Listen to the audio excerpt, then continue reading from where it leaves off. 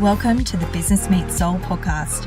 I'm your host, Tara Hegarty, and on this show, you can expect powerful, soul-shifting conversations to help you effortlessly expand, align your energy, and unlock your infinite potential in life and business. Because your definition of success isn't determined by an endpoint or goal. For you, success is the byproduct of being who you are, doing what you love, and living in alignment with your soul. Are you ready to anchor into deeper layers of abundance, service, and freedom together? Let's dive in.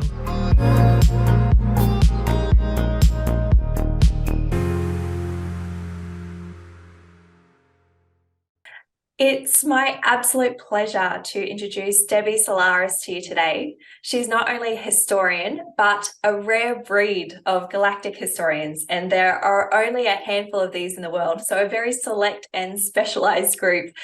And Debbie had a life-changing experience back in 2012, and from then on, awakened to the true history of Earth and the suppressed history of our galaxy. And through her specialized connection with the Akashic Records, she's been receiving downloads of galactic historical information and universal spiritual knowledge ever since. And she feels it's a big part of her mission while here on Earth to help awaken others to their true divine selves and cosmic origins. Debbie, you've opened my eyes about Earth's place in the multiverse and about a greater organization of cosmos that's being orchestrated by the multiple councils that exist on every level, from the central universe to the local planetary system. So I'm so excited to be talking to you today. Welcome, Debbie. Thanks for having me. It's great to be here and connecting with all the Australia folks and, the people in the Pacific Rim. So thank you for having me. Well, welcome. It's a great joy because I feel like we're going to have some very different information come through this conversation. And that's very exciting because I too work in the Akashic Records. So I'm going to be learning a lot from our time together. Thank you. Before we dive in, so people can really get a deeper understanding of your work, can you describe in a few words what the soul of your business looks and feels like? And then we'll move on from there. Sure. The way I came about this journey was kind of by happenstance. So I never set out to be an Akashic reader. I never really thought I would ever be doing this kind of work at all. As a matter of fact, I spent a lot of my lifetime working in very, I would say, very masculine oriented field. I was in the military for a few years. I was active duty Navy. Worked in environmental health for quite a few years. So I worked with the local health departments. So I would say I lived a very ordinary life.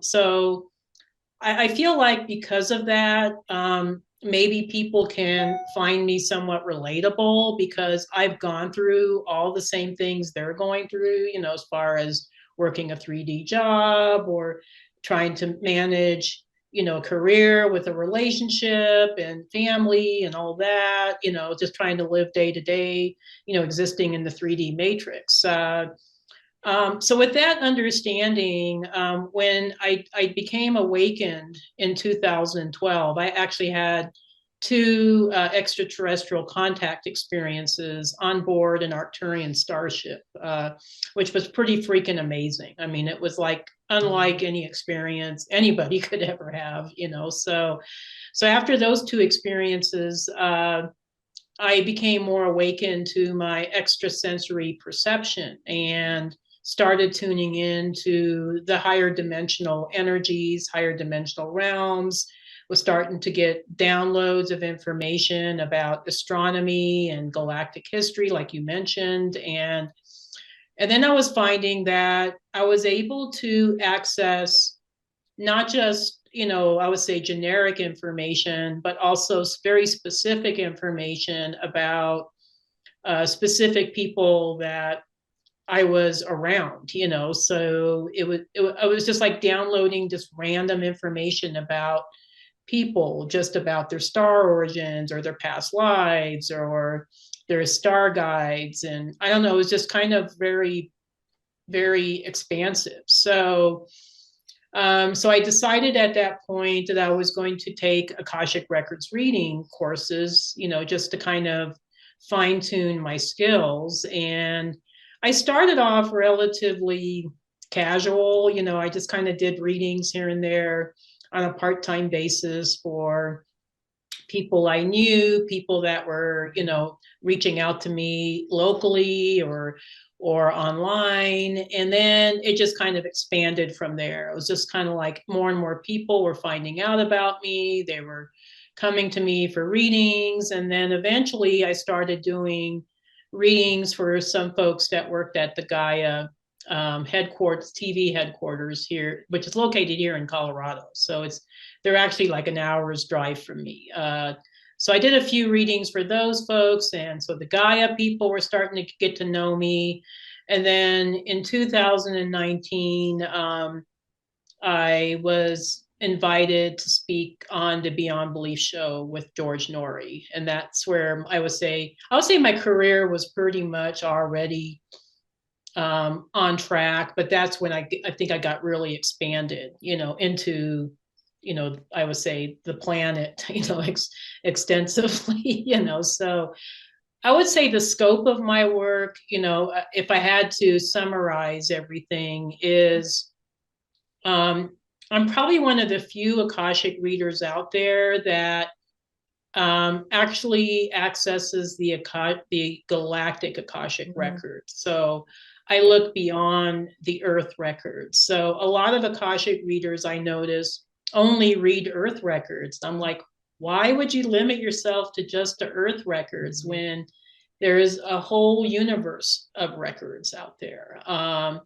So I'm one of the few that is able to access that at this time. I'm actually working on changing that though, and able to access that per each of my clients, many who are starseeds themselves. So many of my clients are also starseeds or from alternate dimensions. And when they came here to Earth, just like I did, we all went through this veil of forgetfulness. We forgot everything, you know. So we spend like half a lifetime, like, what am I doing here? What's my mission? What is my life purpose? Why did I just choose to be here? You know, so we have all these questions. And then, so when I do an Akashic reading, I'm helping people to remember who they are, remember where they've been, remember, you know, what specific gifts they may have, or what's their mission here. You know, why did they decide to come here? So this is a lot of this is very life-changing information, you know. So what an incredible journey, like from and that's obviously how you got involved into the galactic history side of things. And it's so interesting because I've heard that,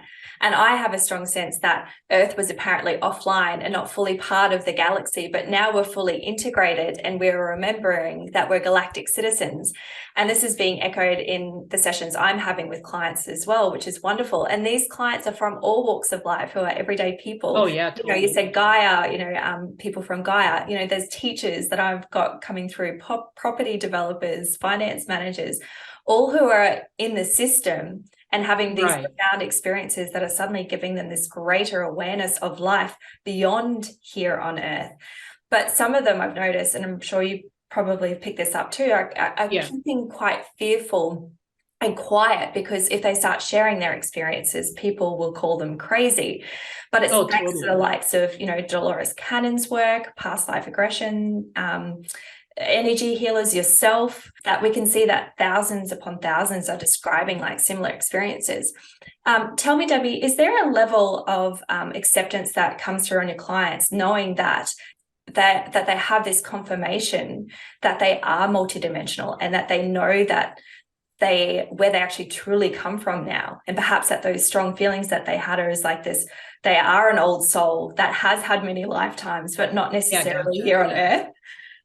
Yeah, I would say the information that comes through during a galactic Akashic reading is really life-changing. I would say it just it has a way of activating and transforming the client, and to helping them reach their fullest potential of who they are as a divine child of the universe, as a soul shard of source, you know. So my feeling, you know, I think when I'm doing these readings is I kind of feel like sometimes I'm hijacking people's memories, you know, their old soul memories that maybe they didn't have access to because we go through this very dense reality here on Earth, and we get heavily programmed to disconnect from, our higher selves, our higher guidance. And so when they have an Akashic reading, it reconnects them to their higher self. It reconnects them to their star families. It reconnects them to their old soul memories. So I'm just kind of helping them facilitate the process of their own awakening. And I'm sure you do the same thing with, the readings that you do, but yeah, for me, even a reading with you, I personally have had one with you. I felt this sense of relief that came over my body, and I felt so much more at peace and ready to really embody my frequency fully without self-doubting. And there's so much more than just this lifetime that we're experiencing. We're looking at something truly more galactically magnificent, aren't we? And it makes our evolution feel so much more positive, exciting, and inspiring too. Yeah, oh, totally. I know this information has personally completely transformed my life. I mean, I don't think I'm the same person as I was even 5 years ago, let alone, I would say 10 years ago when I started doing this work, so and I've heard the same from a lot of my clients, that this life, I mean, this information or, this access to this galactic, infusion of information just changes them, just transform them. And then they're starting to step into their true potential, who they truly are. And just like you, a lot of my clients too, they're very professional, very, I would say, high functioning kind of people, so I would say the majority of them, fall into that category, but they feel this sense of unfulfillment, even with all their, I would say 3D successes or professional or personal successes they might have in their life. They feel this sense of disconnectedness from who they truly are. So it's not like an elitist sort of thing, like, oh, you're a starseed, that makes you really special. It's not that. It's more of, you're a starseed, so that means that you're really here to be stepping into a big mission, to be of service to humanity. And when people are able to connect to that, then they're like, oh yes, I do have that mission, or I've always felt that about myself. Let me step forward with this now. Yeah. And I guess on top of that, like, we're all moving at different speeds depending on our contracts and soul journey, and no judgment or comparison here, but everyone's on individual journeys, aren't they? Do you have a sense that the galactic beings are aiding this awakening, this shift in awareness? And if so, totally. How does free will play a part in that? Oh, that's a really interesting question. I do think the free will is still being, I would say, honored in this process, because even though these beings are assisting us, I think a lot of us on a higher soul level have asked for this assistance or have contracts with these beings that, hey, at a certain period of my life here on this planet, please reconnect with me, or please bring in the right people to connect with so that I can become activated to my mission. So this has all been pre-orchestrated even before our incarnations here. So the free will is still being honored and respected, but these beings are assisting us because they are part of our star family, and they have a vested interest in planet Earth because so much of these star genetics have been, I would say, implanted here, so all of us as human beings, as sentient beings on this planet, we carry the star genetics of many different star races, so we're all kind of like this Heinz 57 of different star people. But it's kind of interesting. I don't know if you've seen this in some of your readings, but a lot of times, like what I see in readings in specific, specifying like somebody's, specific star lineage, is that a lot of times they'll try to find an Earth family that has a certain amount of genetics from their home system so that they can have a DNA marker. So their soul DNA matches the physical DNA so that they can incarnate here on Earth. So with a lot of, say, Pleiadians, for instance, they might choose to incarnate in families that have Northern European genetics, because there was a lot of Pleiadian colonies in that area of Earth, I would say hundreds of thousands of years ago, or millions of years ago.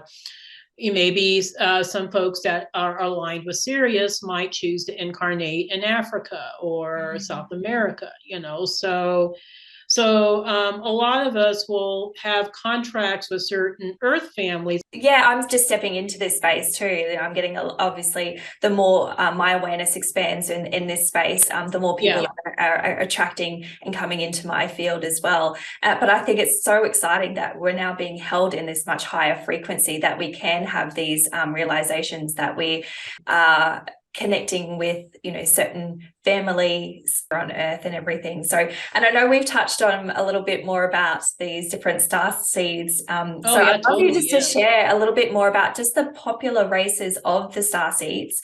Sure. Particularly the Lyrans, maybe the Sirians and the Pleiadians, and we'll go over that. And if we have time, maybe we can hit the Arcturians and Andromedans too, since everybody loves those races too.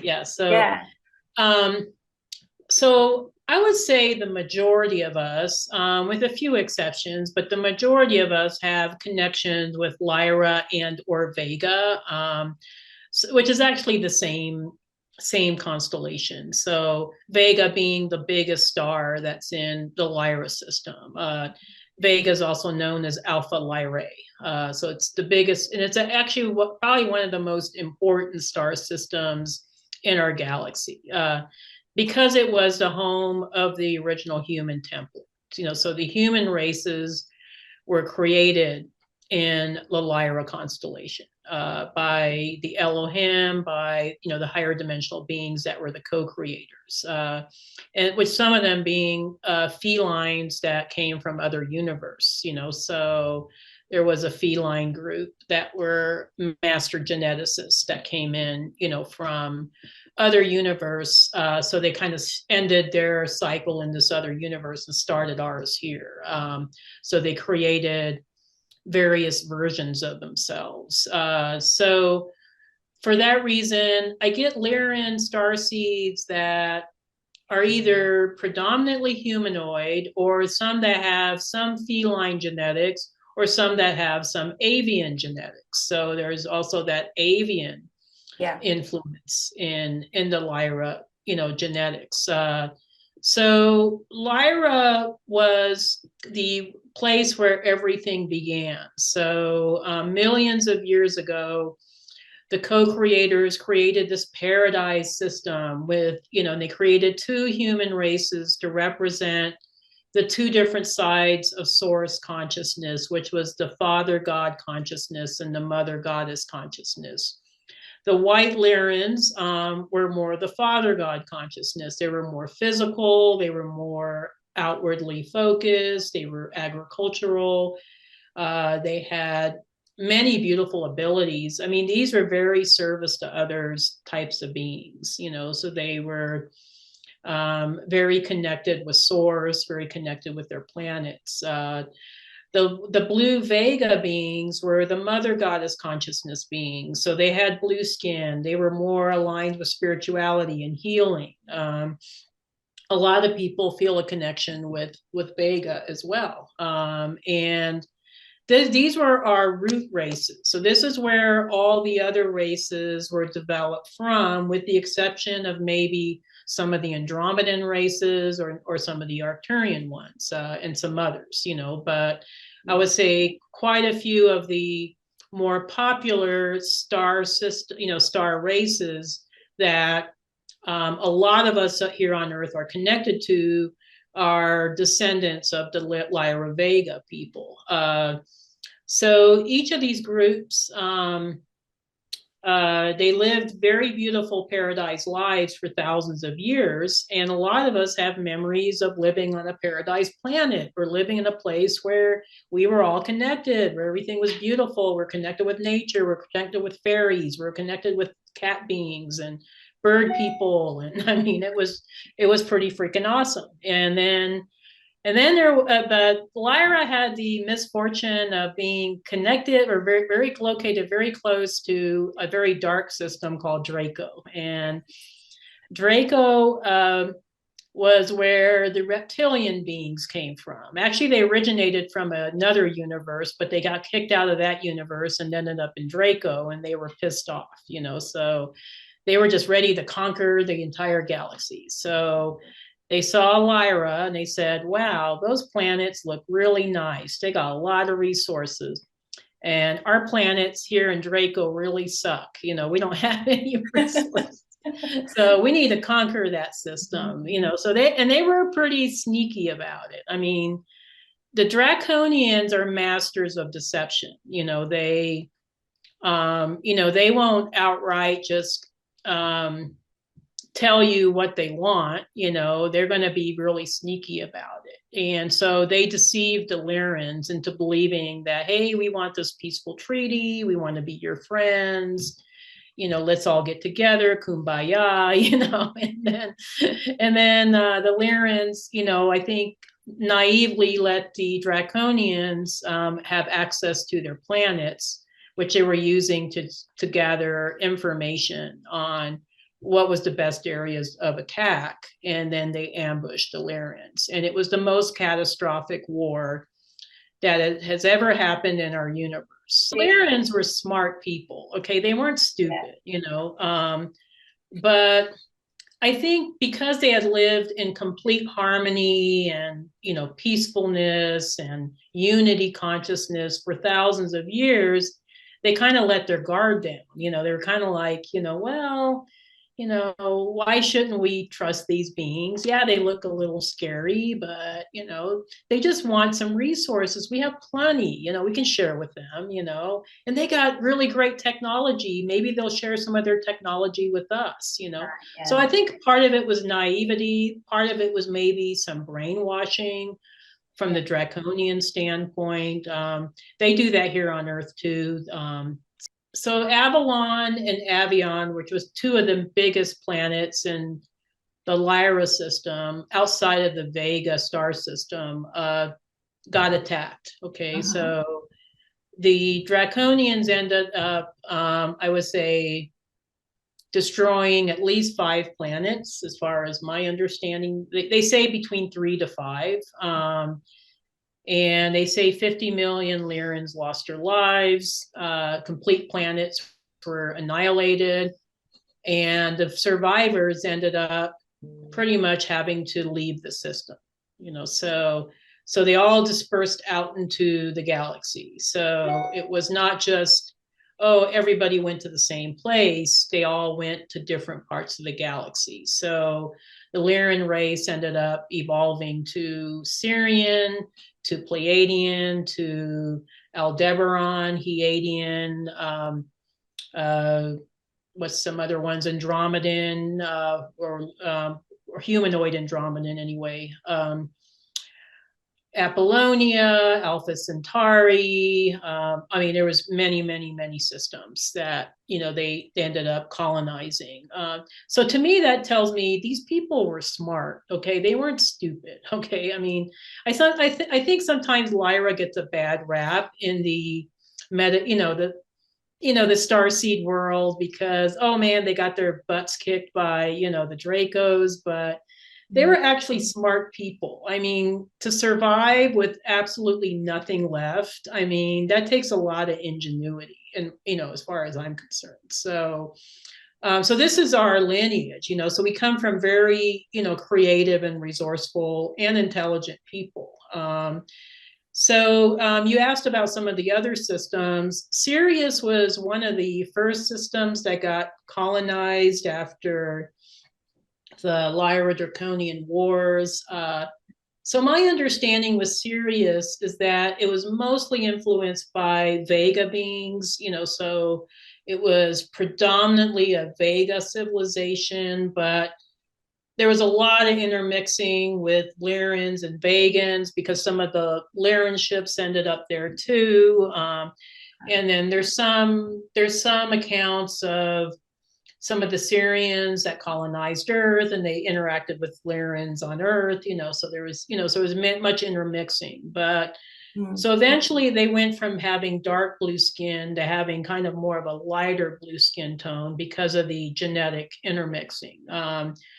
But for the most part, Sirius, particularly Sirius A, was mostly humanoids and cat beings.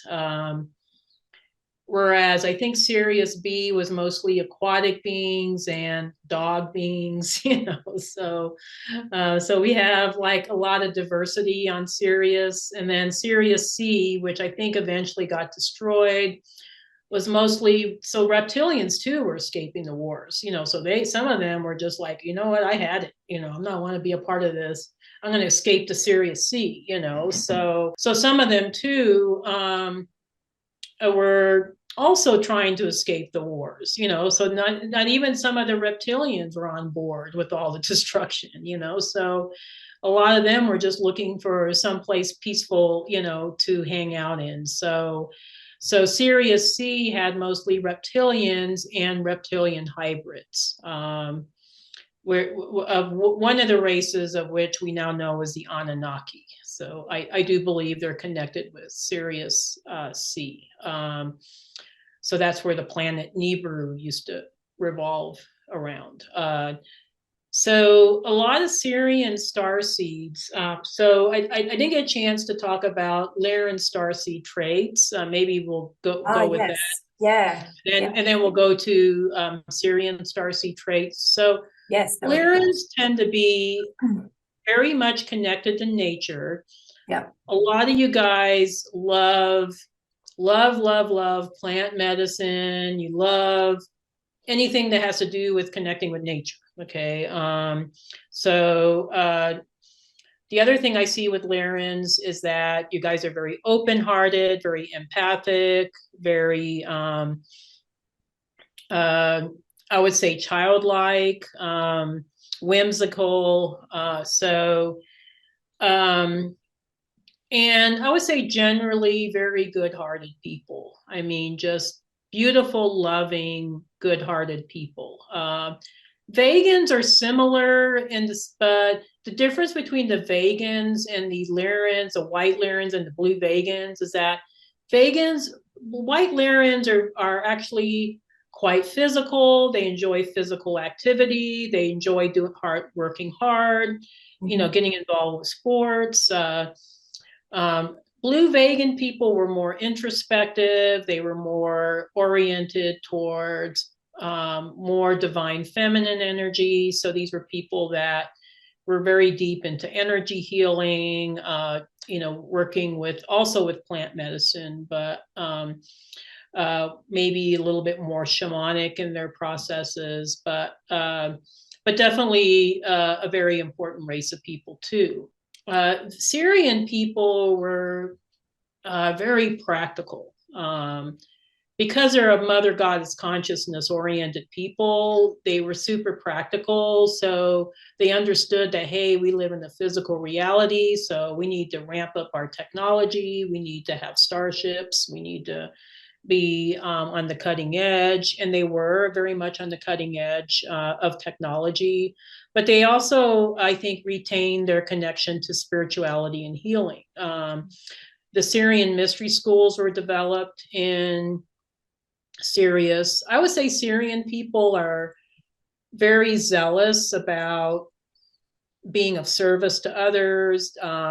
That's their mantra. The highest honor is to be of service to others. So a lot of them end up becoming healers or teachers, or a lot of them go into medicine. So I get a lot of Sirian starseeds that are nurses and doctors, here on Earth, because they're attracted to the healing aspect fields. And they're a little more serious than the Pleiadians. The Pleiadians are a lot more fun-loving than Sirian people. I mean, they're beautiful, loving people, but maybe a little more serious, a little bit more mission oriented. Pleiadians tend to be all about love and light and following your bliss. You know, Sirians are more about how can we be of service, you know, so but they were one of the races that was visiting Earth very early on. So Earth has a lot of influence from Sirius. A lot of our systems, you know, our governmental systems, how we do things, came from Sirius as well as Orion. So, so these are a very important star system. I have great respect for Sirians. My partner is a Sirian starseed, so he takes care of all the practical things, you know, because I'm definitely not that kind of person. So, but they tend to be really good at business. Really, so you see a lot of them that work in the corporate America. You know, they're finance. You know, they go and work in finance or insurance, or so you see a lot of that too. But a lot of them end up having this epiphany, and they're like, you know what, I don't want to do this 3D thing anymore. I want to be a healer. I want to be so the Sirian mystery schools were also one of the big developments in Sirius. A lot of influence to Earth from the Sirian mystery schools, you know, so a lot of ascended masters are associated with those schools. So yeah, it's a lot of us. Interesting you say the mystery schools, because at studying kinesiology, a lot of us feel that we're at mystery school together. So that's, very confirming that, you know, these visions that we're having and these conversations that we're having. Oh, that's really awesome. Because whenever I see the Sirian mystery schools and the Akashic Records, they didn't just teach esoteric spirituality. They also taught a lot of healing modalities. Yes. And kinesiology is one of those that came from Sirius. So that's really cool that you guys are having these memories. I have memories too of the Sirian mystery schools. They were hard schools. They weren't easy. Yeah, I think that's reflecting in what we're learning at kinesiology at the moment. Yeah. Yeah, they weren't easy. They were pretty challenging, but I think since we're all here, we must have did okay in the schools. Exactly right. So anyway, we'll move on to the Pleiadians. Yeah, that would be great. Yeah, so Pleiadians was also another one of these star systems that was colonized by the Lyran refugees after the wars.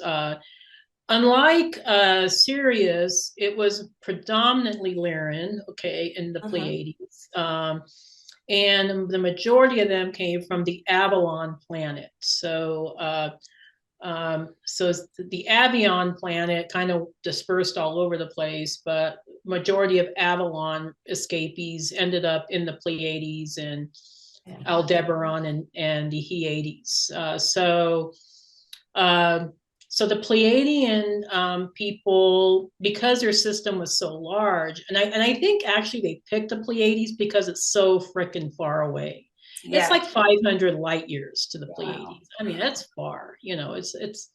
I think they were trying to get as far away from Draco as possible. You know? So like let's choose that. That looks like a big system. Let's just go there. Go there.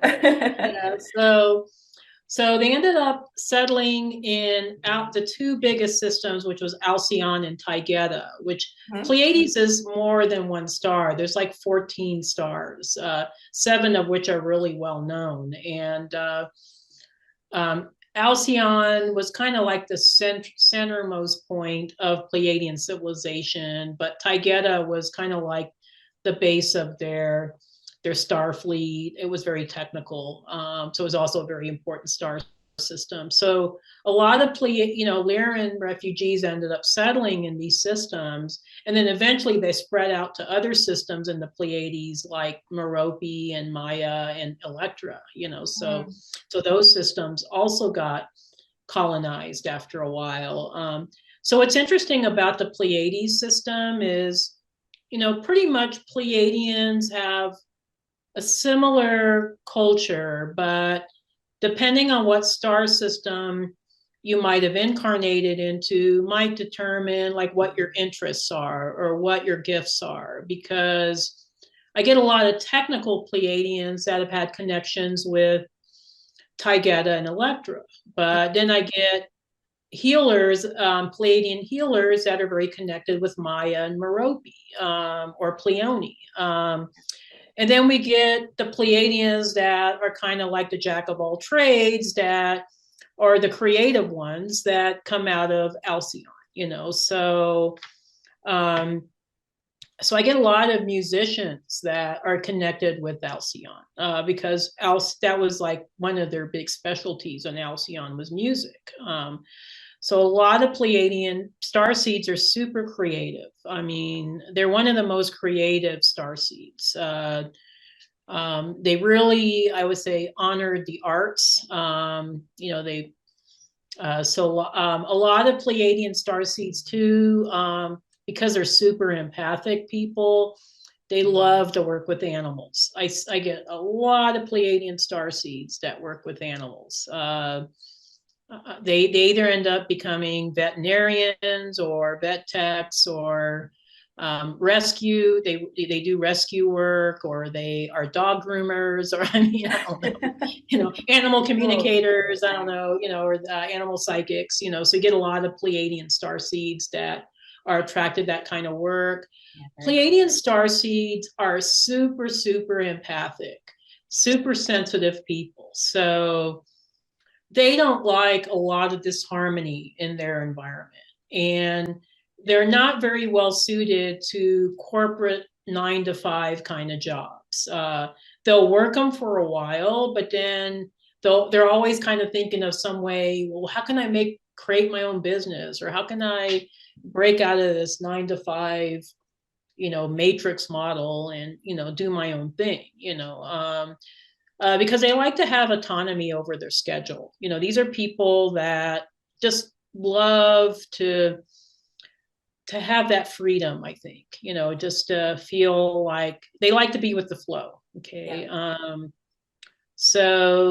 And there's a lot of Pleiadians that are coming across in my world, in my readings as well. I can imagine. Stepping out of the matrix, as you said, they're very definitely empathic. They're definitely stepping out of and into these new roles and stepping out of totally systems that are. Now, a lot of them go into alternative healing careers or wellness careers. I get a lot that become yoga instructors or breath work, specialists, or they become dietitians, or I don't know. They just really love the wellness and alternative healing careers.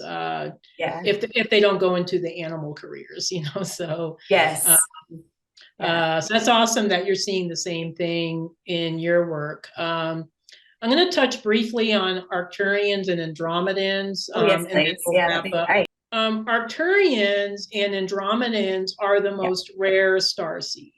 So I would say probably Arcturian starseeds are even more rare, but I don't often run across a lot of Andromedan starseeds, because they weren't as, I would say, involved with creating the Earth human genome. So it's more difficult for them to find families on Earth to incarnate into.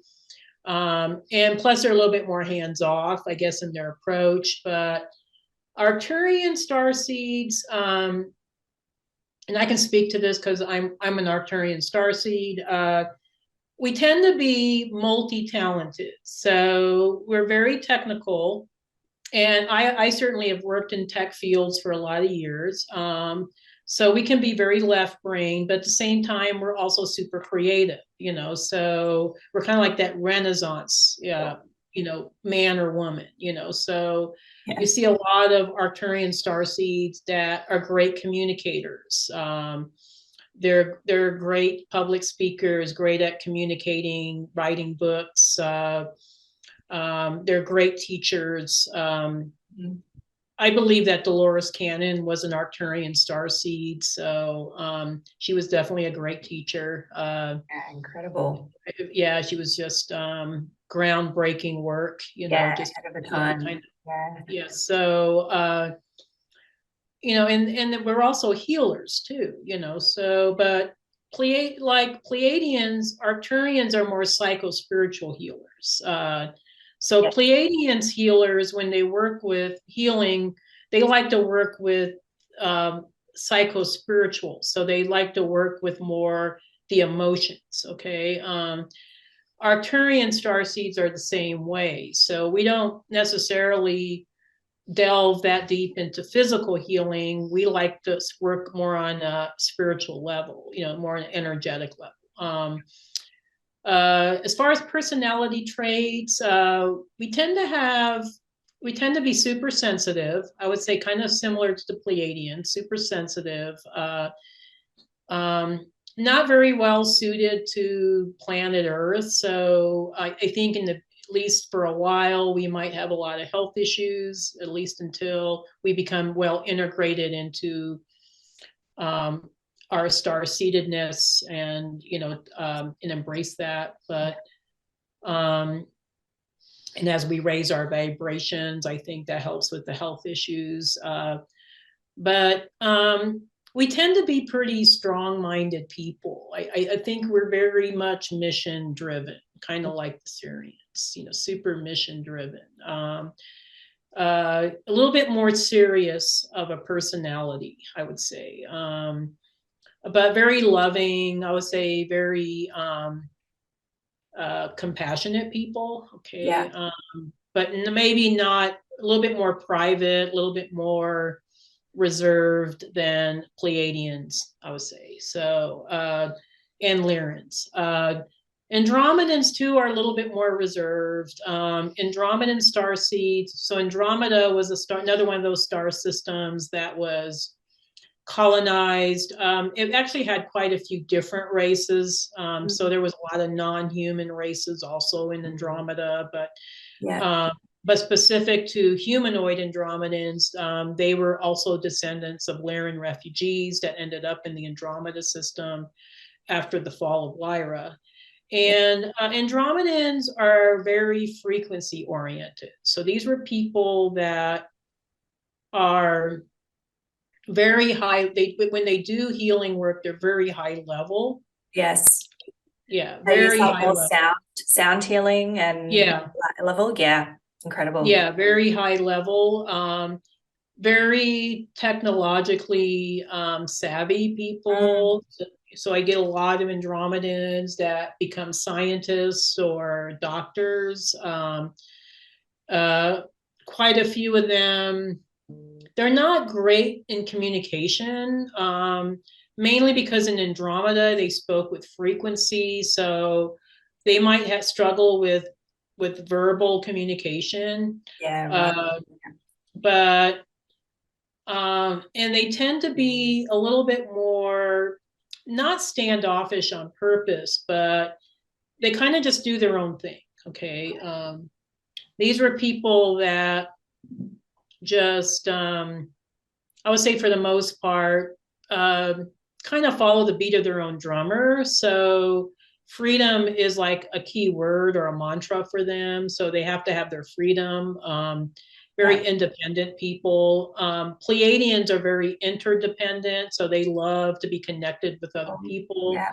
Andromedans just like to do their own thing. So, And so for those that are listening and they're picking up, some aspects of Pleiadian are really resonating with me, or some aspects of, Lyra are resonating with me. You can be pulling from different star systems, can't you? Yeah, I would say the majority of us have had incarnations in more than just one system. Yes. A lot of times I'll get people that come for me for readings and they'll be like, oh, you mean I wasn't just from the Pleiades? And it's like, no, you've been in a few systems. I mean, because our souls are so ancient. I mean, we've been we've been having experiences, all over the galaxy, so a lot of times I don't know if you do this too, but when I'm doing the Galactic Akashic reading, I'm trying to look at the systems that have most influenced that person, so maybe the major systems. So yeah, you might have some Sirian qualities, but then you also may have some Pleiadian qualities, or you might have some Lyran qualities, but also Sirian or Vegan, so so that's not uncommon. So that's a good point that you brought up, that a lot of us have had incarnations in multiple systems, which I think kind of makes up our own unique personalities, Yeah, exactly right. Yeah. Exactly right. While we're on the topic of different star systems, and I know we're talking about the Draken Wars and everything, a lot of reptilian talk is kind of coming up in our local community. And I just wanted to share what your interpretation of what reptilians are and why they're here on Earth. And I know not all are bad. They're obviously, as you mentioned, there were some that actually wanted to leave the wars. What's your interpretation of who they are and why they're here? Oh, that's a great question. I'm going to have to give the abridged version here, but Sure. we can go into hours and hours about reptilians. But so reptilians, after they came from this different universe. They were beings that they must have caused some really bad problems in that universe, because they got kicked out and they were deposited in our universe. And so these were always service to self beings. I wouldn't say 100% of them are service to self. There's certainly some benevolent reptilians out there, but for the sake of, I would say, just overall history, I'll focus on the more negatively oriented ones. But so the Draconians have been trying to take over the galaxy for millions of years. And they were successful in certain star systems, such as Orion, so they took over, some of the star systems in Orion, such as Betelgeuse, Bellatrix, and Rigel. Those were three major strongholds of the Reptilian Empire, or the Draconian Empire. So they were trying to conquer the entire Orion system, but in the belt stars of Orion, that was where most of the, I would say, more positively oriented folks lived, and they wanted to maintain their sovereignty. So there was constant wars in Orion for millions of years. Eventually the Galactic Federation got involved and was trying to help unify Orion. So when Orion became unified, some of these reptilian people, or these beings, didn't want to become unified. They didn't want to become a part of the unification process. So they escaped to Earth and thought, well, we'll just take over this planet and we'll continue our shenanigans, here on this planet. So Earth has been, I would say, more or less controlled by these dark beings for thousands of years. Okay. And so a lot of them currently are part of the elite, or part of the dark cabal, or the Illuminati, or whatever you want to call them. But they've had, I would say, most of the control over planet Earth, at least in the 3D realm. But my understanding is, they've played out this long history with Earth, but now that Earth is ascending, so Earth is currently ascending from third dimension to the fifth dimension. They know that they're losing their stronghold, so they're pulling out all stops to try to keep control of the planet. But this isn't going to be, I would say, a permanent thing. I think eventually we are going to ascend, and they'll just either have to move on, or go someplace else, or become acclimated to the ascension process. But there are some positively oriented reptilians. Some of them ended up in Sirius, like we mentioned before. So they tend to be really phenomenal healers. I've done a few readings, not many, but a few Akashic readings for folks with reptilian genetics, or Draconian starseeds, more the positively oriented ones, obviously, but Debbie, do they originate from the dragons at all? Yeah. Yeah. Most of the positively oriented ones are dragon cast. Okay. Yeah. So dragons, so there was like a hierarchy system in Draco. Dragons were top tier, so they were more neutral. They weren't negatively focused or positively focused. They just kind of did their own thing. Yeah. Some of them became more positive. They wanted to help the humans or from time to time, but the Draconians that have caused most of the issues are what I call the warrior caste. So these are your traditional looking reptilians that you see in ufology, that, you know, they kind of stand on two legs and they have like a humanoid body but lizard-like features, you know. So a lot of them are shapeshifters, so they can look very human, but their true form is reptilian. So you get some of those, or you get some folks that are human reptilian hybrids, you know, which is like the Anunnaki that used to visit Samaria, you know. So Yeah. you know, so those beings were more of a hybrid being. But yeah, there was some positively oriented ones, but yeah, I would say most of the more positively oriented ones that come to me for readings, they've all been dragons. Yeah. All dragons. Yeah.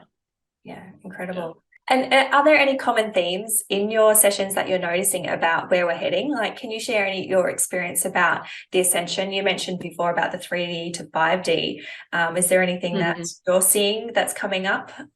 I would think a lot of people talk about the event. I don't see one big event. Okay. What I see is a series of events. So I think our ascension process is going to be very gradual, not just all at once. Like, you know, oh, we're all going to rapture up into the fifth dimension. You know, I don't think it's going to work like that. I think we have to, because we have very 3D bodies, we have to get continuously upgraded. Yes. You know, so that's what I see. I do see that right now. I think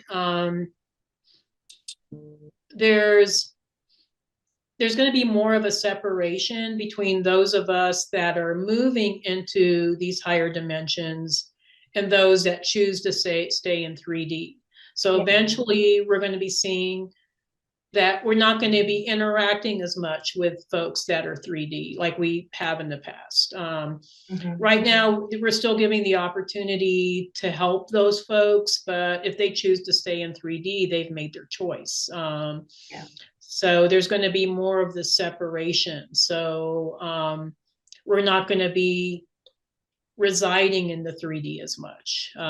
Many of us are currently in the 4D and some in lower rungs of 5D already. So I would say that's usually where what I think whereas the ascension symptoms come in is because we're constantly shifting our vibrations up and down, trying to work with folks that are still, you know, in the 3D. So I don't know if that correlates with anything you see. Yeah, it is. We're getting a few dates and bits and pieces that are coming through, but they're kind of multiple dates. So yeah, that kind of correlates. I'm kind of getting multiple dates too. And as far as ET contact, I do think there's going to be actual ET contact where everybody knows about it, where it's no longer like this big secret.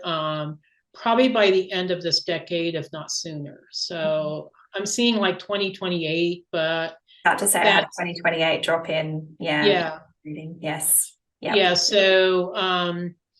So at that point, Earth will have no choice but to move forward. I mean, things are not going to be changed. There's no way people can stay asleep after that. I mean, unless they really want to choose to stay asleep, but I just don't see that happening. So at that point, I think we're going to be rapidly really shifting into the higher realms at that point. the technology is going to be expanding, and so it's going to happen really, really fast. So to me, that's just like right around the corner, because we're moving into 2023 already, Yeah, that's right. Yeah, and a lot of the visions and that's coming through is that it's more harmonious. There's a lot more collaboration, there's a lot more harmony. So it's actually quite positive in terms of this shift and this movement that we're all going to go through. So that's incredible that you're having similar dates as well. So I just want to ask you one last question. What's on the horizon for you? I know you mentioned you have a course coming up. Can you share a little bit more about that before we wrap up? Yeah, I would love to.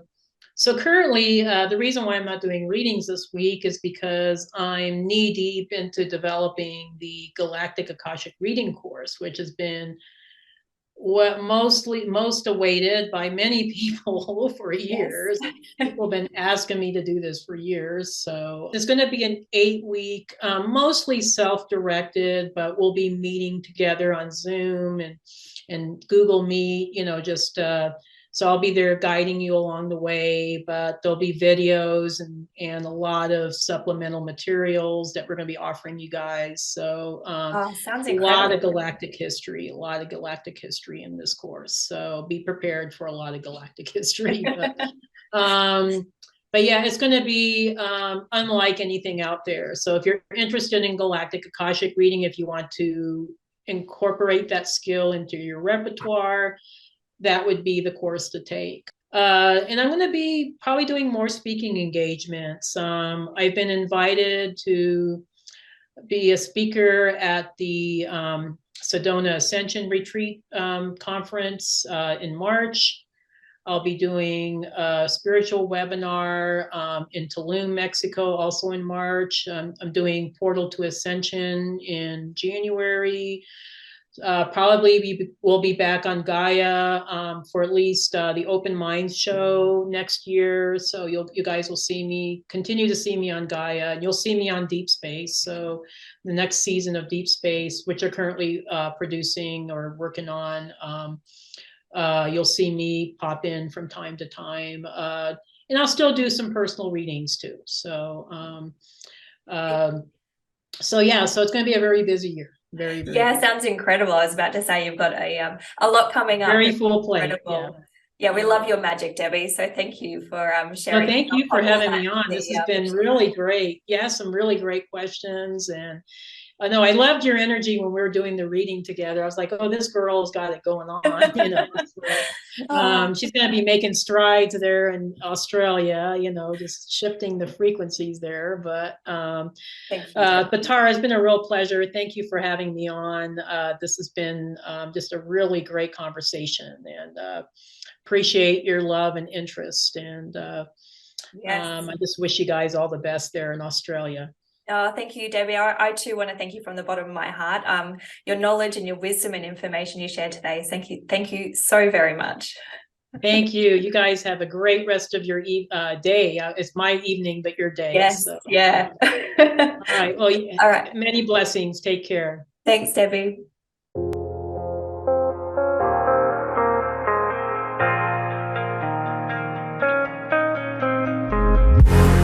All right, friends, that concludes today's conversation. If it lifted your spirit or touched your soul, it would mean the absolute world to me if you could leave a review and subscribe to this podcast so that more souls can be impacted by these life-changing conversations. And if you're not ready for this episode to end, head over to tarahegarty.com to get the show notes for today's episode. I love you so much and thank you for being here. I'll see you next week for another episode of Business Meets Soul.